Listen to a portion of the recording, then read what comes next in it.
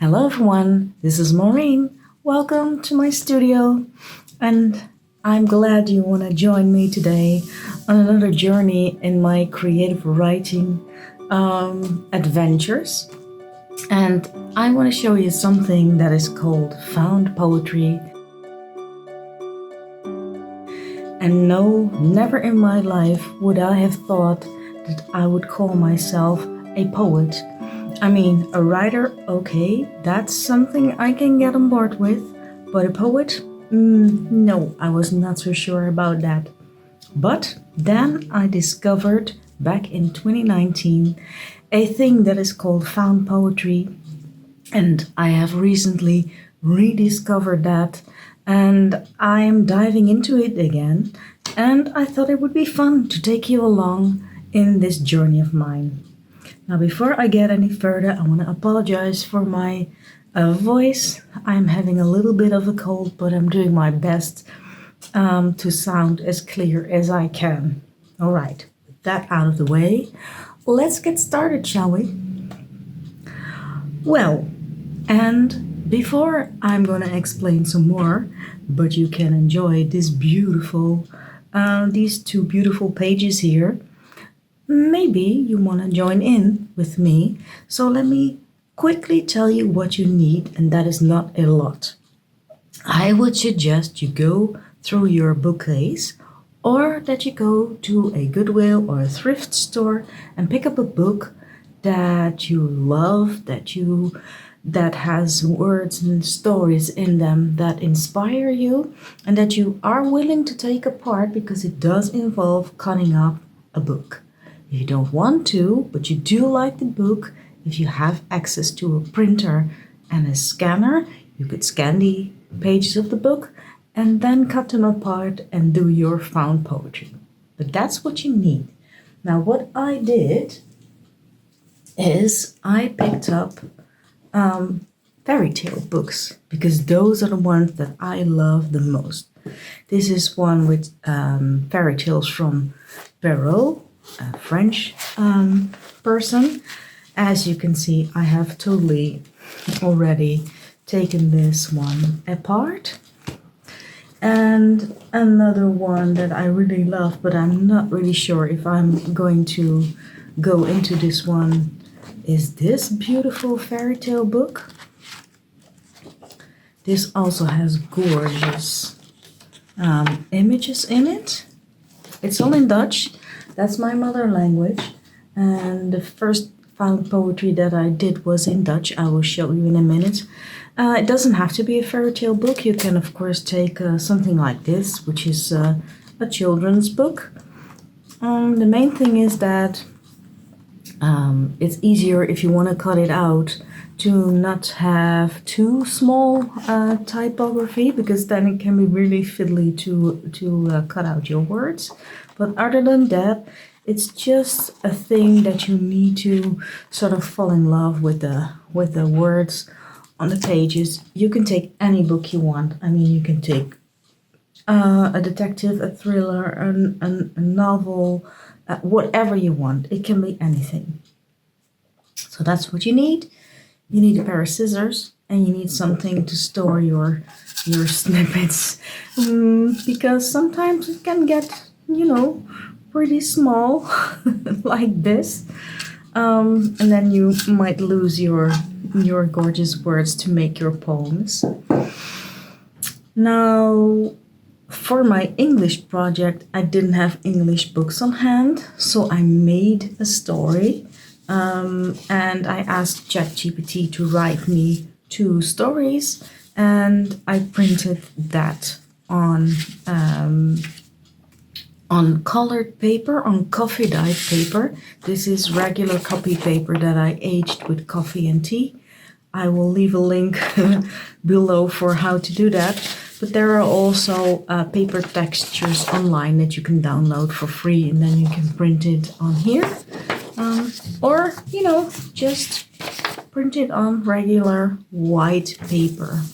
Now, if you really don't want to go to the thrift store or anything and find yourself a book and cut it out and any of that, I will leave a link to these two stories below in the description box. It will be in my Gumroad store and you can download them there for free, so you can still follow along if you would want to do that. Right, that was a long introduction, but I thought, maybe you want to join me and you want to know upfront what you need. Well, it's not much, not many physical things. And the other thing, of course, you need is your imagination and the willingness to not overthink things and not to analyze it and just let it flow and sort of, use your intuition, if you will, your creative mind. That's the one thing you need. All right. I told you I discovered I discovered this somewhere in 2019. I had this notebook that I bought just, in the store. I liked the craft paper of it. And as I said, I discovered it online. I really don't know where. It could also be that I discovered it in a group of people. I was taking workshops in creative writing. I'm not sure, but I know it was back then.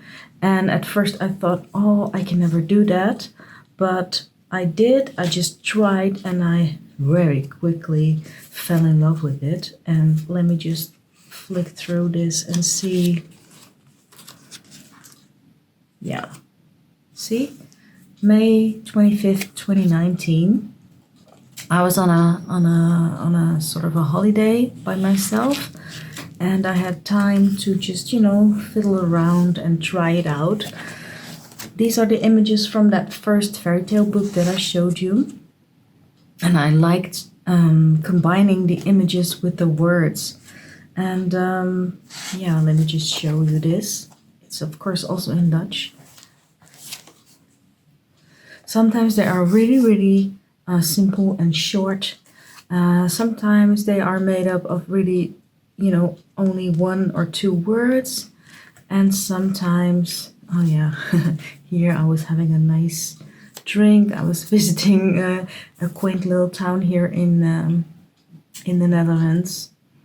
And then I really embraced using the imagery and the words. And this was really the first one that I was taken by this idea of found poetry. I'm gonna try to translate it for you. They went into a little road with countless mirrors, unnoticed. Via a detour to sleepy guards, the ferry left immediately. So you see, it is like poetry because, poetry can be a little bit abstract or weird or surreal. It doesn't really have to be logic or have a certain meaning. And what I did and what you do with found poetry is you take your snippets, your words, your sentences, and you just, you run through them and take the one that catches your attention, and then you see if there is another snippet or another word that sort of matches that, and then you slowly build until you have something that is, finished in your eyes. And there is really no right or wrong about this. I mean, you can like it, love it, you can hate it, but it is only for you. It matters to you that you like it and then that you are happy with it. Here is another very short one. All of a sudden, the children noticed that I don't have enough magic power. And I like this in conjunction with this lady on the tower, looking for something, someone. So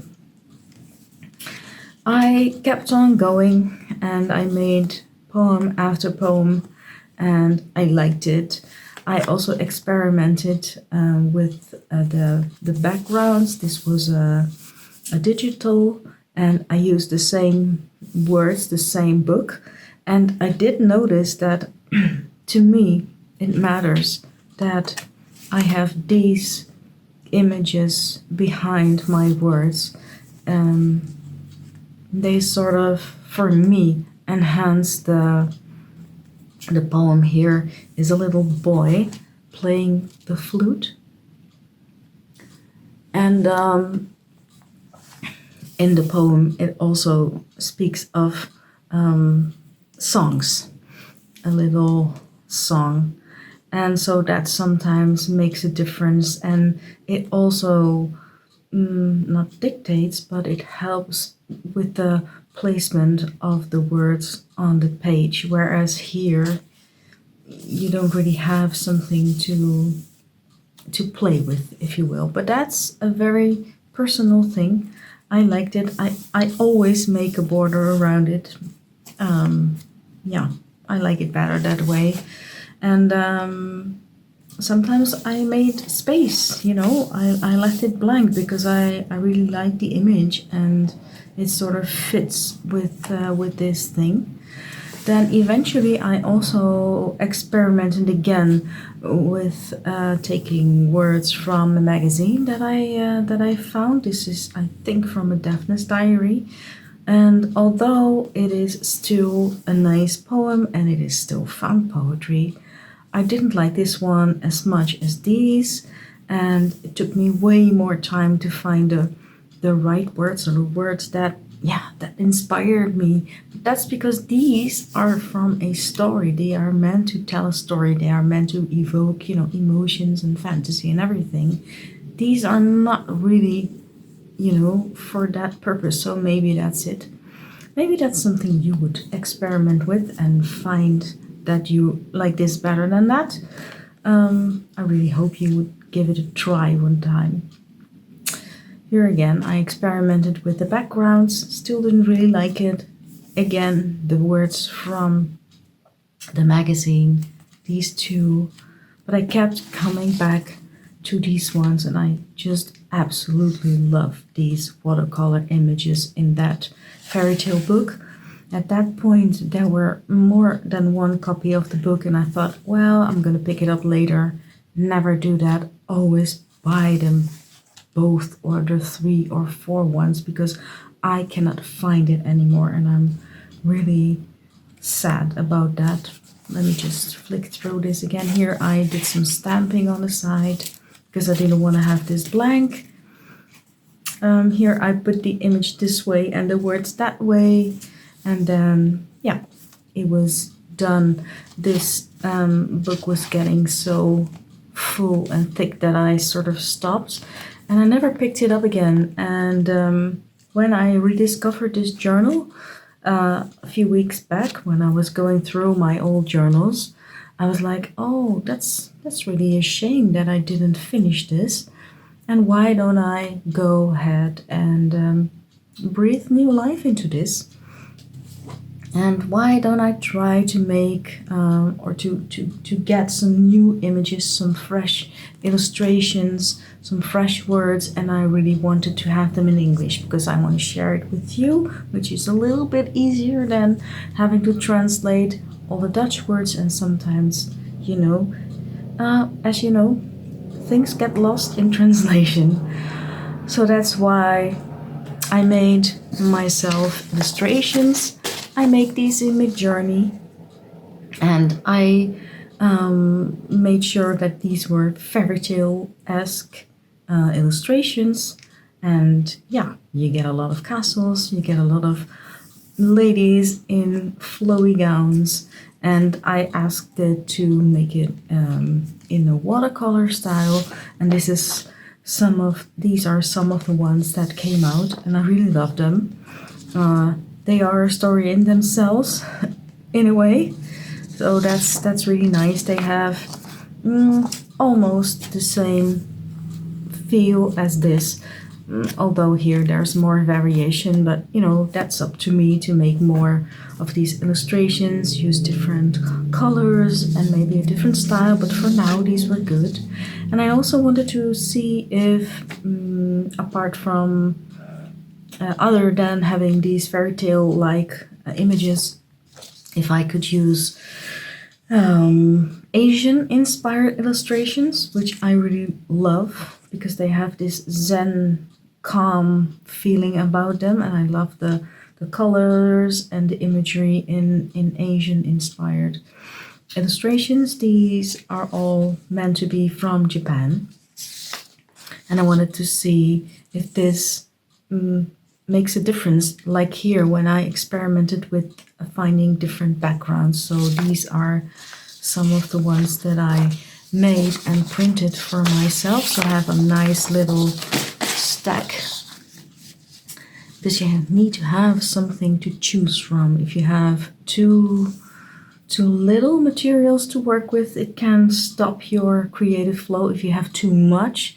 then it can be too overwhelming, and that can block or stop your creativity too. So that's up to you to find the middle ground. For me, this is enough for now. And I have the two stories that I printed. I mean, they're not brilliant stories. They are AI stories. They're not bad. They're not good. You know, there's something in between. But what they do have are gorgeous words, beautiful expressions, and they give me a real good foundation for making my found poetry. I read them once, then printed them, and I started dividing them into, these sort of paragraph long strips, because for me, it is important that I don't have the story in its original order anymore, because I tend to cling on to how the writer has constructed their story, and then I can sometimes find it difficult to take the words out, because I feel that they belong together. So I mix them up, and I try not to hang on to the story as it was. And when I have these, paragraph long strips, never throw these away, by the way, then I continue to further divide them up into little strips like these, snippets of the stories. I just go through the sentence, see what speaks to me, and then I cut it up. And you can always divide it further. I mean, my voice trembling slightly can, when you are, into making your poem, be divided into my voice, and trembling and slightly could be the word that you need in the poem that you're making, in the micro story that you're making, because you can also look at them as teeny tiny micro stories. So yeah, sometimes all you are left with is something like this, at the, and or the air, or even something like this, the grove. Just put them into a little container or a little bowl or a bag, so that they don't lose themselves somewhere on your craft table or blow onto the floor when there's a gust of wind. Oh, let me read you this poem here. They presented me a seeker with the understanding of reality, exuding paradoxes and riddles. So yeah, I like it. I mean, a seeker, is that a person, a thing, both? And that something or someone has an understanding of reality, that's something that really intrigues me. And the seeker is exuding paradoxes and riddles. Yeah, to me, reality can be full of paradoxes and riddles. That's why I combined these two. And they, who are they? Who's the me? Why does the me need a seeker? You see, so this to me, it is a poem, and at the same time, it is a micro story. And I think at the moment, I'm more comfortable with calling them micro stories. As I said, that may have to do They may have something to do with the fact that I don't really consider myself a poet, but oh well, maybe that will change. Now these two were on one sheet of paper. I divided them up. I chose to use my big journal to glue them in, but of course I could have chosen to continue in this journal or by myself another one like this, but I wanted to give them a little bit of space, room to breathe. Here's another one, a new adventure, smiling at me with a golden hue and the world transformed. And here, in a way, this connects to this image. She's on an adventure, a new adventure, and she's maybe excited to go on this adventure. And because she's so excited, yes, that exudes, it exudes. It has a golden hue, when you are happy to go on an adventure. It can be all glowy and sparkly and beautiful. And once she has taken that step to go on this new adventure, yes, the world will transform in whichever way. So you see here the words and the image work together, but I didn't really think about it that much when I put these words on to here. That is sometimes when you look back, it can be sort of a happy accident to have the right words on the right image. But again, let your intuition speak, let your analytical, critical mind, leave it at the door, tell it that it can come back later, but not now. I'm making a micro story, a poem. And here is another example with the images from the Asian inspired illustrations. And as you can see, this is a short one again, and this is a rather long one, but I couldn't help myself. This just had to be like this. So yeah, this is it. This is making found poetry, and I think I will give you an example of how I make it, but I will finish that. But I will show you that in a separate video.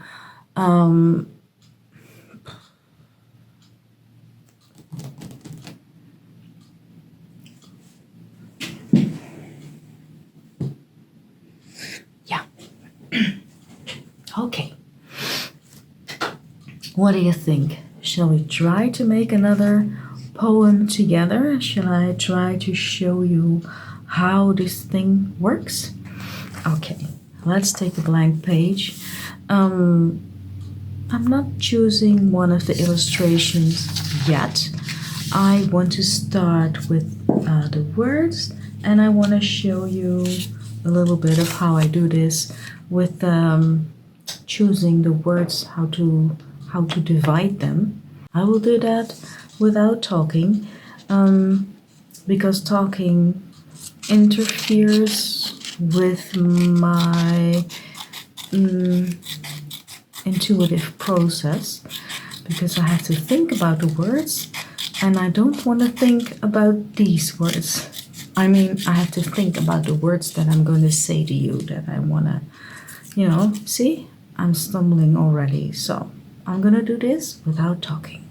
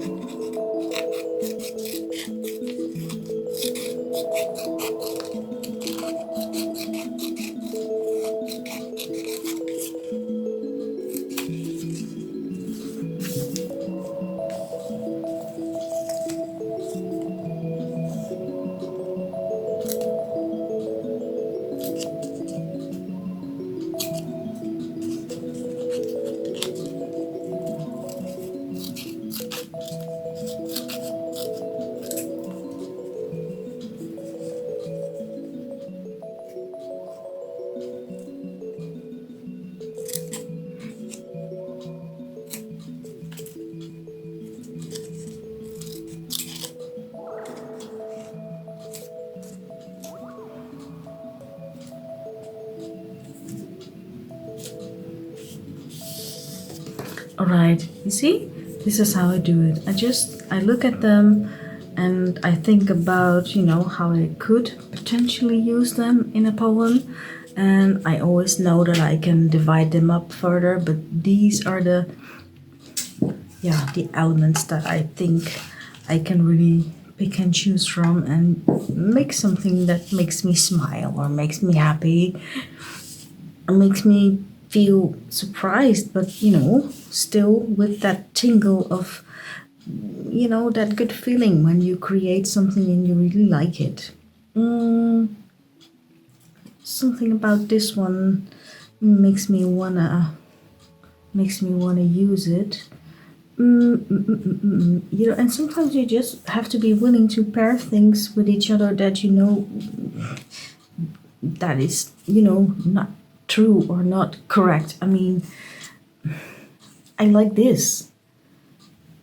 I just like this. The air was soft and melodious. I know it can't be, but yeah, it makes me smile. And why can't air be soft and melodious, So yeah, that's what you have to. You don't have to. I mean, I want to do that, but that's something you do when you make this kind of creations, when you make these kinds of stories, poems. Yeah, you see? Are you prepared for what you might find? You might find inspiration or a smile or a good feeling in these. So yeah, I'm not gonna talk again for just a bit because, as I said, it interferes with the process of my intuition rising to intuition rising now. My intuition speaking to me and see what I want to make today. See, this is getting out of hand. I have too many words here. I just want to have them rain down on the page and then just looking at them and saying, yeah, this is the word I want to have. And then, yeah.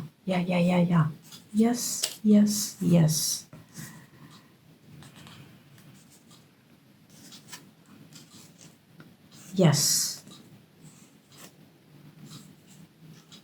Yes, I think I have it. You see, you really have to shut down your intellect, your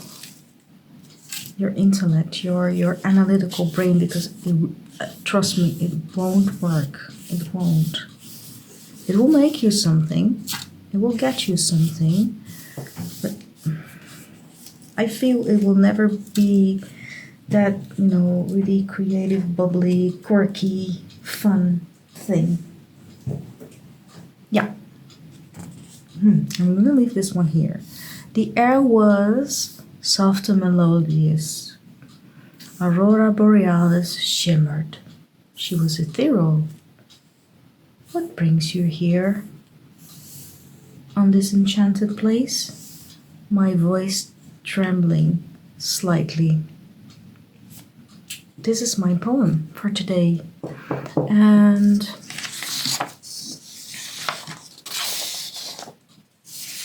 I keep being drawn to this illustration, and now I know how I want to do it. This is gonna be right here, and these words are going onto here. I'm gonna pause the video, glue this all together, and then I'm coming back to show you the result.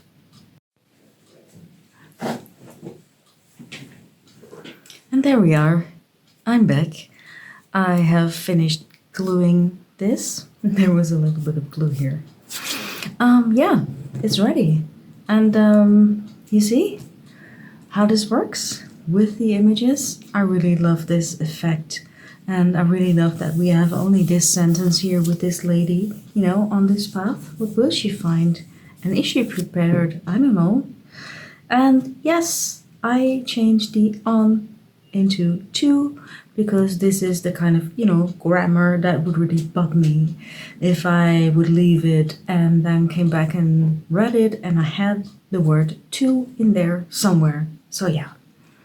So it reads, are you prepared for what you might find? The air was soft and melodious. Aurora borealis shimmered. She was ethereal. What brings you here to this enchanted place? My voice trembling slightly. So yeah, there you have it. I hope you liked this video, that you find some sort of inspiration in this, or that you at least had a good time watching me do this and listening to me talking about this new found thing that is now again a part of my creative writing adventure, my creative writing process. And yeah, again, thank you so very much for coming along on this journey with me. I really appreciate that you take the time to listen to me and to watch me do my crazy projects. If you liked it, it would help me very much if you would give this video a like. And if you want to see more of these writing projects, you could, subscribe to my channel and hit the bell so you will always be notified when I upload a new video. And that is it for me for now. Again, thank you very much and see you in the next one. Love you guys. Bye.